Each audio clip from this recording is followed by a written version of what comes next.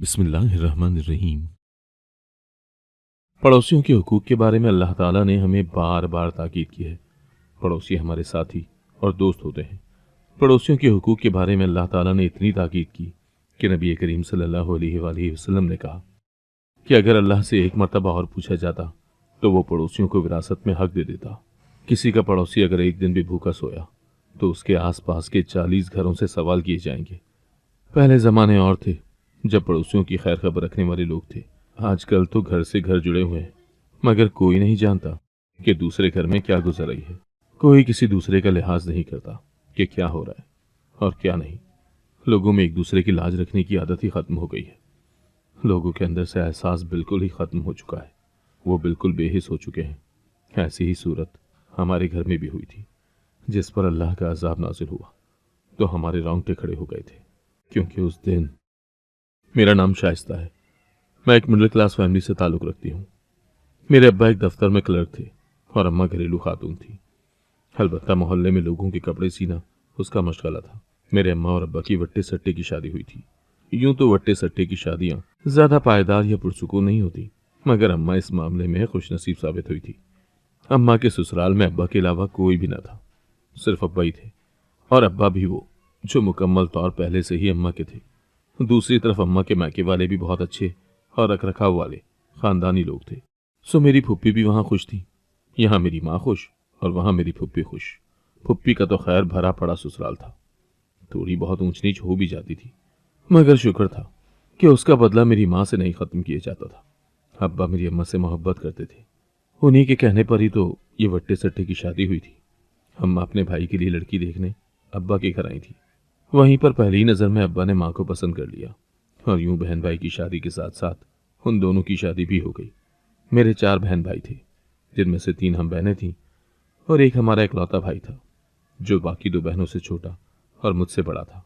मेरा नंबर सबसे आखिरी था।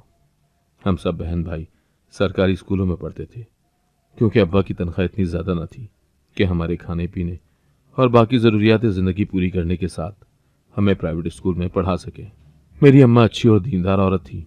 उसने हमारी तरबियत के हर पहलू पर जोर दिया था और हमारी तरबियत अच्छे तरीके से की थी। मेरी अम्मा मोहल्लेदारी को भी बहुत अहसन तरीके से निभाती थी। सारे पड़ोसियों के साथ अम्मा के अच्छे ताल्लुकात थे। जिस मोहल्ले में हम रहते थे वहाँ के सारे लोग ही बहुत अच्छे, नेक और दीनदार थे। सब लोग एक दूसरे के दुख सुख में शरीक होते थे। सब लोग ही एक दूसरे का ख्याल रखते थे और अम्मा ने हमें भी यही चीज़ सिखाई थी। वो हमें कहती थी कि पड़ोसियों का हम पर हक होता है। क़यामत वाले दिन पड़ोसियों के हुकूक के बारे में सख्त पूछगछ होगी। वैसे भी एक बाज़मीर, अक्ल शऊर और इंसानियत रखने वाले को ये बात ज़ेबी नहीं देती कि वो पेट भर कर खा पी कर सोए और उसका पड़ोसी भूखा सो जाए। अम्मा घर में जो भी खाने की चीज़ पकाती वो थोड़ी थोड़ी हमसायों के घर में ज़रूर देती थी।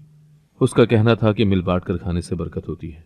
वक्त गुजरता गया और हम अम्मा की तरबियत के साए में पलते बड़े हो गए थे। घर में शादियों का सीज़न शुरू हो चुका था। सबसे पहले मेरी बड़ी बहन की शादी हुई, उसके बाद दूसरे का नंबर आया था। फिर भाई की शादी का वक्त आन पहुंचा था। भाई की शादी पर सबने खूब मज़ा किया था। आखिर को इकलौते बेटे की शादी जो थी, मेरे तो पैर ही ज़मीन पर नहीं टिक रहे थे। मैं कभी इधर होती तो कभी उधर। तभी शादी पर आई एक औरत ने मुझे अपने पास बुलाया और मुझसे मेरा नाम पूछने लगी। मैं उसे अपना नाम बताकर वहां से चली गई थी। मेरे तो वहम गुमान में भी न था कि उसने मेरा नाम किस मकसद के तहत पूछा था। ये बात तो तब खुली जब भाई की शादी के एक हफ्ते बाद मैंने अम्मा को अब्बा से बात करते हुए सुना। वो अब्बा से कह रही थी कि आपने फिर शाइस्ता के बारे में क्या सोचा है। वो खातून जो शादी पर उसका रिश्ता डालकर गई थी, उसने मुझे आज भी फ़ोन किया था। मैं तो भूल ही गई थी। उसी ने मुझे याद करवाया। वो कह रही है कि अब वो बाकायदा हमारे घर रिश्ता लेकर आना चाहती है। फिर वक्त तो मैंने उसे कोई जवाब भी नहीं दिया। मैंने उससे कहा है कि मैं आपसे पूछकर ही उसको कोई जवाब दूंगी। अब आप क्या कहते हैं? तो अब्बा कहने लगे, कहना क्या है, माशा अल्लाह से हमारी बेटी बड़ी हो गई है। अब उसके रिश्ते तो आने ही हैं। तुम उन खातून को किसी दिन बुला लो, मिल बैठ कर बात करते हैं, कैसे हैं कैसे नहीं। उनका मिजाज तो उनके साथ बैठने से ही पता चलेगा ना कि वो किस तरह के लोग हैं और उनकी जहनीत क्या है। जाहिर सी बात है, शादी तो करनी ही है, लेकिन बेटी के मामले में छानबीन भी तो ज़रूरी होती है। मेरी तो बस इतनी सी ख्वाहिश है कि जैसे मेरी बाकी दोनों बेटियों को अच्छा और नेक ससुराल मिला है, वैसे ही मेरी शाइस्ता को भी कोई कदरदान लोग मिल जाएं। वरना आजकल के लोगों के अंदर तो इंसानियत ही खत्म हो गई है। खुदा सबकी बच्चियों को नेक और अच्छे ससुराल अता करे, आमीन। इतना कहते ही अब्बा अपनी जगह से उठ खड़े हुए थे, जबकि मैं जल्दी से दबे पांव वहां से हटकर अपने कमरे में आ गई थी। मेरा इस तरह चुप कर उन लोगों की बातें सुनने का कोई मकसद नहीं था। मैं तो बस उनको ये कहने गई थी कि पड़ोस की सालेहा आंटी की बेटी ने मुझसे कहा था कि उसकी अम्मी उसके भाई के लिए अपना रिश्ता लाना चाहती है। मैं इस बारे में अम्मा को बता दूं। सालेहा आंटी का बेटा दिलावर मेरे भाई की उम्र का था और भाई का दोस्त था। उसका हमारे घर आना जाना लगा रहता था। वो एक शरीफ और नेक लड़का था और अच्छी सिफात का मालिक था। उसकी आदत हमारे घर में सभी को पसंद थी। 2 दिन पहले जब उसकी बहन ने मुझसे उसका रिश्ता लाने के बारे में बात की तो न जाने क्यों खुद ब खुद मेरी सारी सोचें उसी की तरफ चली गई थी। और वो मुझे कब से अच्छा लगने लगा था, इस बात का कभी अंदाजा ही न हुआ था। मगर अब उसके बारे में सोचकर मेरी बेहंगम धड़कनें मुझे कुछ और समझा गई थी। मैं उसकी मोहब्बत के मर्ज में मुब्तला थी। मुझे यकीन था कि अम्मा अब्बा मान जाएंगे, इसीलिए मुझे कोई मसला नहीं था। मगर मोहब्बत अगर यूं इतनी आसानी से हासिल हो जाती तो उसका नाम मोहब्बत क्यों होता। अभी अम्मा अब्बा के दरमियान हुई बातचीत सुनकर आने के बाद मैंने इरादा कर लिया था कि जो अम्मा अब्बा कहेंगे मैं वही करूंगी। जो उनकी मर्जी होगी वही मेरी होगी। मैं कभी भी उनके फैसले के खिलाफ नहीं जा सकती थी, ना ही मेरी इस तरह की तरबियत हुई थी। मैंने दिलावर की बहन के नंबर पर मैसेज छोड़ दिया कि वो आंटी को कहें कि अभी कुछ दिन तक रुक जाएं, उसके बाद मैं अब्बा से बात कर लूंगी। अभी फिलहाल घर में नई नई शादी खत्म हुई है तो बहुत से काम हैं जो निपटाने वाले हैं। थोड़ा फैलाव समेट लें तो फिर मैं उनको बता दूंगी। दूसरी तरफ अम्मा ने उन खातून को कॉल करके घर आने के लिए कह दिया था। उन्होंने अम्मी से कहा कि वो किसी भी वक्त हमारे घर आ सकती हैं। वो खातून शायद बहुत ही जल्दी में थी, इसीलिए अगले ही दिन अपनी 2 नंदों, एक बेटी और बहू दामाद को अपने साथ लेकर हमारे घर तशरीफ ले आई थी। हमें उनकी इतनी जल्दी आमद की तवक्को नहीं थी और न ही उन लोगों ने आने से पहले इत्तला दी थी। एक साथ इतने लोगों को घर आए देखकर हमारे तो हाथ पैर फूल गए थे। और वैसे भी हम मिडिल क्लास लोग थे। हमें मेहमानों के लिए 100 इंतजाम देखने होते थे, जिसकी तैयारी हम लोगों को पहले से ही करके रखनी होती थी। लेकिन उस वक्त जब वो आए तो हमने कोई तैयारी न की हुई थी। उन सबको बैठक में बिठाने के बाद बाकी सब एक कमरे में जमा हो गए थे कि इतनी जल्दी क्या क्या किया जाए और उनके तवाज़ों में क्या पेश किया जाए। ऐसे में भला हो मेरी भाभी का, जो 1 हफ्ते की नई नवेली दुल्हन थी, बगैर किसी के कुछ कहे किचन में मसरूफ हो गई और उनके लिए इंतजाम करने लगी। अम्मा को उसने मेहमानों के पास भेज दिया था। मैं भी किचन में जाकर उसकी मदद करवाने लगी। जल्दी करते करते भी हमें इंतजामात करते हुए 40 मिनट से ऊपर गुजर चुके थे। इस दौरान हमने मेहमान खाने में सिर्फ चाय और बिस्किट ही भेजे थे। इंतजामात से फारिग होकर भाभी ने सबके लिए खाना लगवाया, क्योंकि खाने का वक्त हो रहा था। और जितनी देर में वो लोग खाना खाते रहे उतनी देर में भाभी ने मुझे कमरे में ले जाकर तैयार कर दिया था। खाने के बाद वो मुझे लेकर मेहमानों के सामने आई। उस खातून ने मुझे अपने साथ बिठाया और बिना लम्हे की देर किए अपने पर्स से अंगूठी निकालकर मुझे पहना दी थी। साथ ही साथ मेरे हाथ पर नेक भी रख दिया था। मैं और मेरे समेत सभी लोग हैरत से मुंह खोले ये सब कुछ देख रहे थे। मेरे समेत किसी को भी उस खातून की ये जल्दबाजी समझ नहीं आई थी। इससे पहले कि कोई कुछ कहता वो खातून खुद ही बोल उठी, मुबारक हो, मंगनी की रस्म हो गई है, आज से आपकी बेटी हमारी हुई। बस आप जल्दी से हमें कोई तारीख दे दें ताकि हम जल्दी से अपनी बहू को अपने घर ले जाएं। अब्बा ने कहा, माफ करिएगा बहन जी, इन मामलात में यूं जल्दबाजी करना अच्छी बात नहीं है। हमें सोचने समझने का कुछ वक्त दें, उसके बाद ही हम आपको कोई जवाब देंगे। वो खातून कहने लगी, भाई साहब, आपकी बेटी हमें पसंद आई है, फिर देर किस बात की। बाकी मैं जानती हूँ आप बेटी के मामले में घबरा रहे हैं, तो आप फिक्र मत करें। आपकी बेटी मेरे घर में बहुत खुश रहेगी। बाकी आपने जो भी छानबीन करवानी है आप करवा सकते हैं, लेकिन बस आपकी बेटी हमारी अमानत है। उसके बाद और भी इधर उधर की बातें होती रही थी। 4 से 5 घंटे गुजारने के बाद वो लोग चले गए थे। सभी को वो लोग बहुत पसंद आए थे। वो फैमिली अच्छी, साफगो और आज़ाद ख्याल थी। जाते जाते वो भी हमें अपने घर आने की दावत दे गई थी। लड़के का नाम अदीब था। वो एक मल्टीनेशनल कंपनी में काम करता था। उसकी 2 बहनें और एक भाई था। वो सबसे छोटा था। एक बहन की शादी हो चुकी थी, जबकि भाई भी शादीशुदा था। अलबत्ता एक बहन अभी तक कंवारी थी। वो डॉक्टरी की पढ़ाई कर रही थी। उसकी डिग्री में अभी थोड़ा वक्त था, इसीलिए उसकी शादी भी डिले थी। उसका रिश्ता उसके अपने फुफ्फीजाद से तय हुआ था। कुछ दिन सोचने और छानबीन के बाद अब्बा ने उन लोगों को हाँ में जवाब दे दिया था। यह बात जैसे ही हमारे मोहल्ले में पता चली, सभी अम्मा के पास आकर गिला करने लगे थे। अम्मा को सबके सामने बेहद शर्मिंदगी हुई थी। यह उनकी ज़िंदगी में पहली मर्तबा हुआ था जब वो किसी खुशी के मौके पर अपने पड़ोसियों को साथ नहीं रख सकी थी। मगर अम्मा भी क्या करती, मंगनी इतनी जल्दबाजी में हो जाएगी किसी ने सोचा तक नहीं था। अम्मा ने सबसे माफ़ी मांगी और एक दिन दावत करके सब लोगों को खाना खिला दिया था ताकि किसी के दिल में कोई गिला न रहे। सब ने ही मुझे मुबारकबाद दी थी और मुझे ढेर सारी दुआएं भी दी थी। ये थी एक मोहल्लेदारी जिसमें सब लोग दूसरों की खुशियों में खुश थे। सालिहा आंटी भी स्पेशल तौर पर मुझे मुबारकबाद देने के लिए आई थी। उन्होंने मुबारकबाद देकर मेरी सुकून भरी जिंदगी के लिए दुआ की थी। उन्होंने मुझसे कुछ और न कहा था और न ही पूछा था। शायद उनको इल्म हो गया था कि मैंने उनको आने के लिए क्यों मना किया था। उनकी जगह कोई और होता तो इस बात का न जाने कितना बड़ा मसला बना लेता, लेकिन उन्होंने किसी के सामने इस बात का जिक्र तक नहीं किया था। शायद मैं दिलावर के नसीब में ही नहीं थी और ना वो मेरी किस्मत में। खैर, कुछ दिन बाद घर में शादी की तैयारियां शुरू हो गई थी जिनमें पूरा मोहल्ला हमारे साथ पेश पेश था। अम्मा लोग जाकर मेरे होने वाले ससुराल से हो आए थे। फिल वक्त यहाँ पास ही एक किराए के घर में रिहायश पजीर थे। उनका अपना घर यहाँ से 1 घंटे की मुसाफत पर था और वो अपने घर में कुछ रद्द बदल करवा रहे थे। उनके घर में तामीर व मरम्मत का काम जारी था, इसीलिए वो सब लोग किराए के घर में रह रहे थे। मेरी शादी भी उसी घर में ही होनी थी, मगर ऐन वक्त पर उन लोगों ने कहा कि उनके घर का काम मुकम्मल हो चुका है, इसीलिए मेरी रुखसती उनके अपने घर में ही होनी थी। मैं अपने माँ बाप और बाकी सब लोगों की दुआएं लिए रुखसत होकर अपने ससुराल आ गई थी। मगर यहाँ घर को ताला लगा देखकर मुझे कुछ अचंभा सा हुआ था। आसपास भी बिल्कुल खामोशी थी, जैसे किसी को शादी के बारे में इल्म ही ना हो। पूरा मोहल्ला सुनसान पड़ा ख्वाब खरगोश के मजे ले रहा था। किसी को परवाही न थी कि साथ वाले घर में शादी हो रही है। कोई बंदा इस्तकबाल के लिए ही आ जाता है, मगर ऐसा कुछ न हुआ था। घर के अंदरूनी तरफ थोड़ी बहुत सजावट की गई थी। मुझे ले जाकर मेरे कमरे में बिठा दिया गया था। खैर, सुबह हुई तो ये सुबह भी मेरे लिए बेहद अनोखी थी। सुबह के 7 बजे ही मेरे कमरे के दरवाजे पर धड़ाधड़ दस्तक होना शुरू हो गई थी। मैं एकदम घबरा कर उठ बैठी थी कि ये कौन सा तरीका है दरवाज़ा बजाने का। मैंने जाकर दरवाज़ा खोला तो सामने छोटे छोटे बच्चे खड़े थे और ये बच्चे मेरी नंद के थे। उनमें से एक ने मुझे कहा, मामी, आपको नीचे नानी बुला रही हैं। उसके बाद वो बच्चे वहाँ से चले गए थे। मैं फ्रेश होकर नीचे आई, तब तक नीचे अच्छा खासा मजमा लग चुका था। नीचे बहुत सारी औरतें मेरी सास को घेरे खड़ी थी और उनसे कह रही थी कि उसने अपनी बेटी की शादी करवा ली और किसी को कानो कान खबर भी न होने दी। हमने कौन से कुछ ज्यादा खा जाना था जो हमें नहीं बुलाया। मैंने हैरत से अपनी सास की तरफ देखा था जो सबसे नजरें चुराती फिर रही थी। जैसे ही उनकी नजर मुझ पर पड़ी तो वो फौरन से मेरे पास आई और मुझे साथ ले जाकर मेरा तारुफ सब औरतों से करवाने लगी। साथ ही उसने कहा कि इरादा तो ना था इतनी जल्दी शादी करने का, लेकिन बहू इतनी खूबसूरत थी कि मुझे डर पैदा हो गया कि कहीं मेरे आंगन का चांद कोई और न ले जाए। बस इसीलिए वहां जल्दी में ही शादी करनी पड़ी। लेकिन तुम सब नाराज मत होना, अभी कल ही तो वलीमा है, तो तुम सबको वलीमे की दावत है।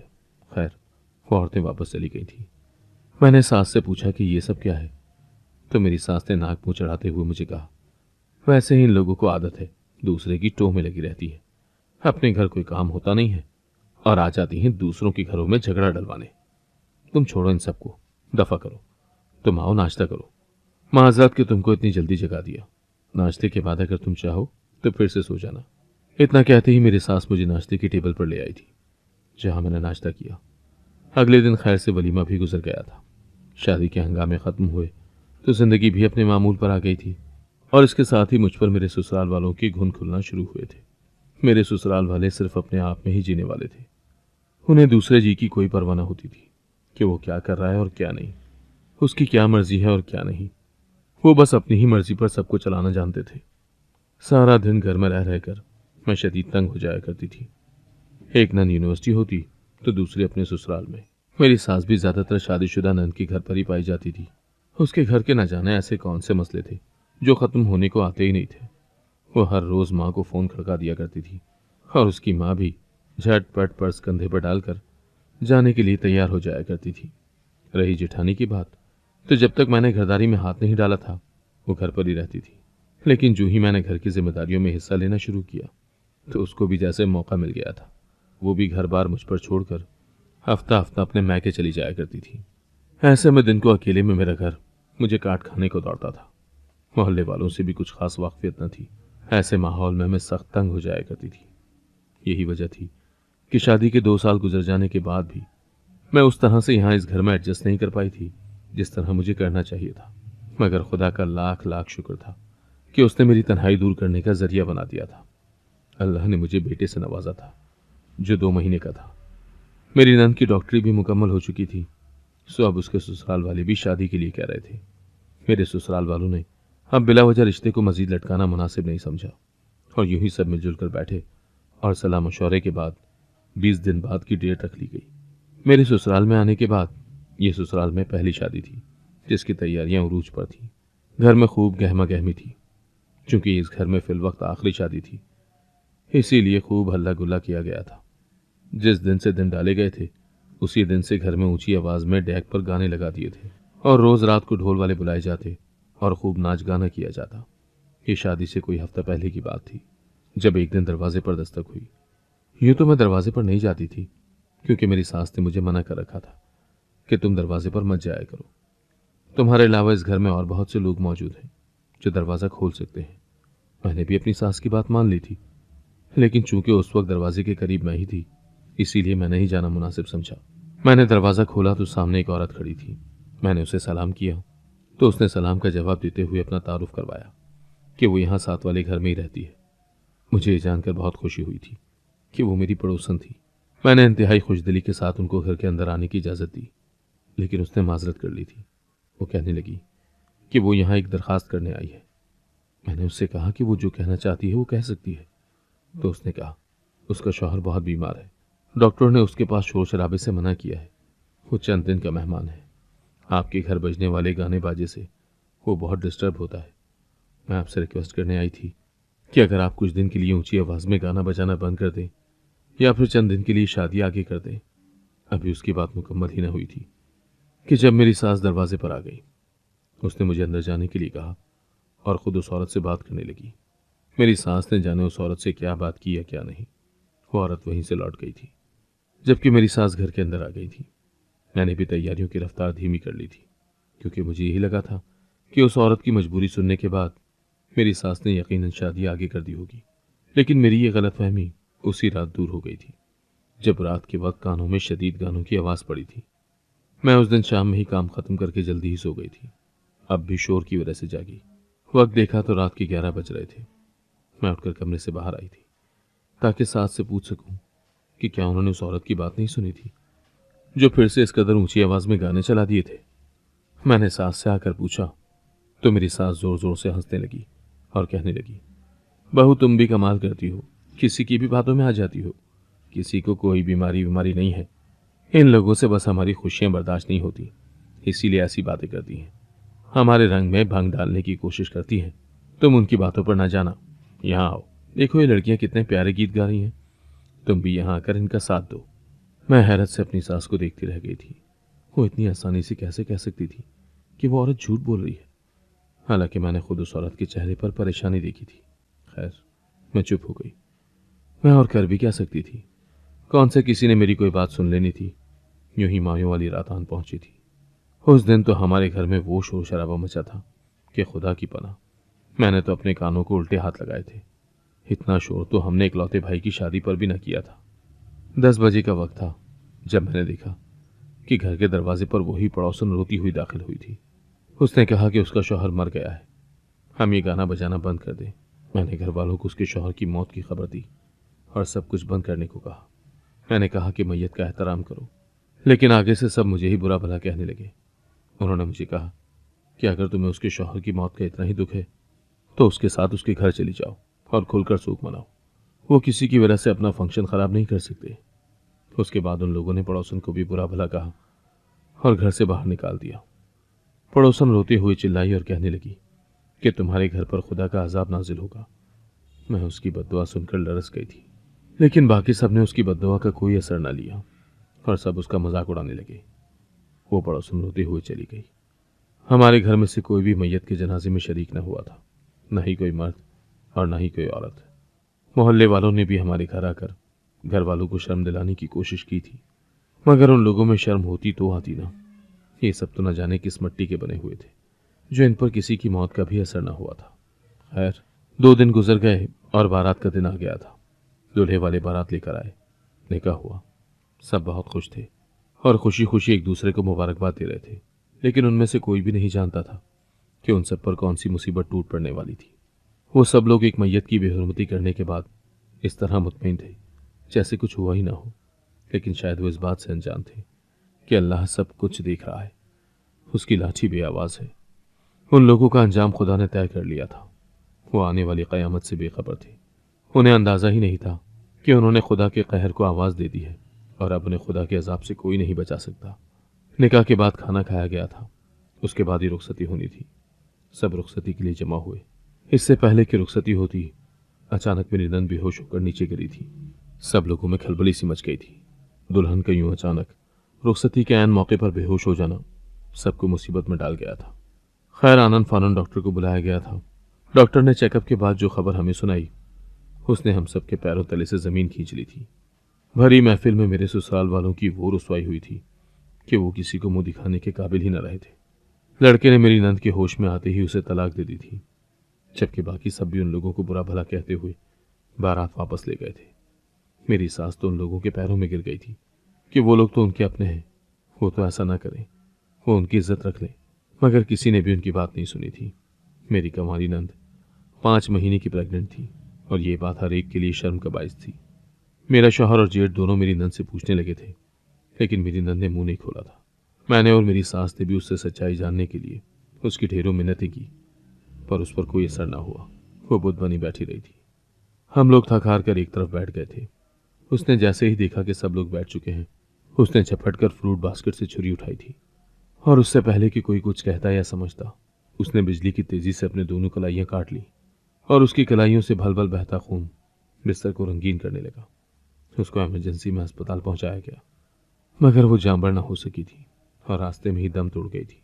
बेटी की इस तरह हराम मौत और बदनामी ने मेरी सास के दिल को गहरा सदमा दिया था। उसे मेजर हार्ट अटैक हुआ और साथ ही साथ फालिज का दौरा पड़ने से उसका जिस्म मुकम्मल तौर पर मफलूज हो गया। वो बिस्तर से लग कर रह गई थी। इस बात को अभी चंद दिन ही गुजरे थे जब मेरी जिठानी सीढ़ियों से गिरी और जाँ भाग हो गई। कोई मेरी बात का यकीन नहीं करता था, लेकिन मैं जानती थी कि यह सब उस पड़ोसन की बद्दुआ का नतीजा था। इस वाक़े को 7 साल गुजर चुके हैं, लेकिन हम सब लोग अभी तक उस बद्दुआ के ज़ेर असर हैं। उस दिन के बाद से हमारे घर में कोई खुशी नहीं आई। जेठ की दूसरी शादी को 5 साल हो चुके हैं। उनके घर 3 बच्चे पैदा हुए और तीनों ही जिस्मानी और जहनी तौर पर माजूर हैं। मेरा एक ही बेटा है। उसके बाद मेरी कोई औलाद ना हुई थी। मैंने उस पड़ोसन को बहुत ढूंढा कि उससे मिलकर माफ़ी मांग सकूं और उससे कहूं कि वो अपनी बद्दुआ वापस ले ले, लेकिन जिस दिन से उसका शौहर मरा था, उस दिन के बाद से उसके घर में मुकम्मल ताला पड़ा हुआ है। वो न जाने कहाँ गायब हो गई थी।